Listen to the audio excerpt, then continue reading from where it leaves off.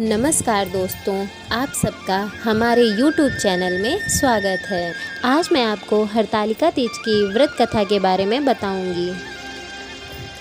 भाद्रपद मास की शुक्ल पक्ष की तृतीया को हरतालिका तीज का त्यौहार मनाया जाता है। इस दिन सुहागन महिलाएं पति की लंबी आयु के लिए उपवास रखती हैं। सबसे पहले इस व्रत को माता पार्वती ने रखा था। तो आइए सुनते हैं हरतालिका तीज की व्रत कथा।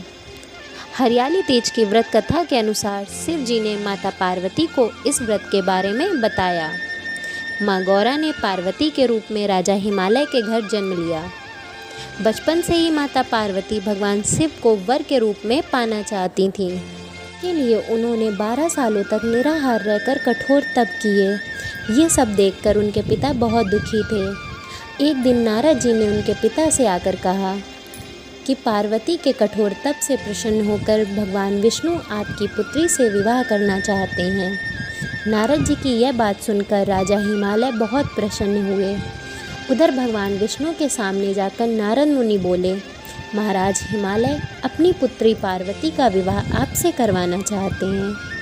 भगवान विष्णु ने भी उनको इस बात की अनुमति दे दी।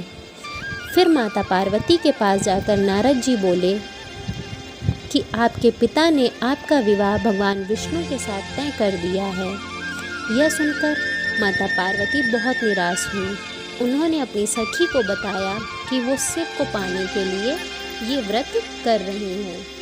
माता पार्वती की इच्छा के अनुसार उनके पिता महाराज हिमालय की नज़रों से बचाकर उनकी सखियों ने उनकी सखियाँ माता पार्वती को घने सुनसान जंगल में स्थित एक गुफा में छोड़ आईं। यहीं रहकर उन्होंने भगवान शिव को पाने के लिए कठोर तप किए, जिसके लिए उन्होंने रेत से एक शिवलिंग की स्थापना की। संयोग से हस्त नक्षत्र में भाद्रपद तृतीया का वह दिन था जब माता पार्वती ने शिवलिंग की स्थापना की थी। इस दिन निर्जला उपवास रखते हुए उन्होंने रात्रि में जागरण भी किया। उनके कठोर तप से भगवान शिव प्रसन्न हुए और माता पार्वती को उनकी मनोकामना पूर्ण होने का वरदान दिया।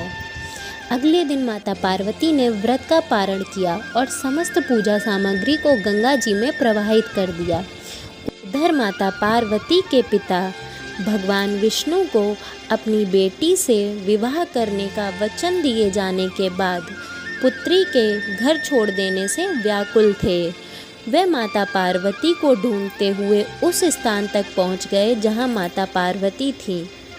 इसके बाद माता पार्वती ने अपने घर छोड़ देने का कारण बताया और भगवान शिव से विवाह करने का अपना संकल्प बताया और भगवान शिव के द्वारा दिए गए वरदान के बारे में भी बताया।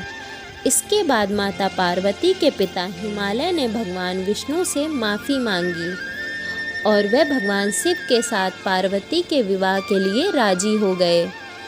कुछ समय बाद उन्होंने माता पार्वती का विवाह भगवान शिव के साथ पूरे विधि विधान के साथ कर दिया। मान्यता यह है कि इस दिन जो महिलाएं विधि विधान पूर्वक और पूर्ण निष्ठा से इस व्रत को करती हैं वो मनचाहे वर को प्राप्त करती हैं। साथ ही यह पर्व दाम्पत्य जीवन में खुशी बरकरार रखने के उद्देश्य से भी मनाया जाता है।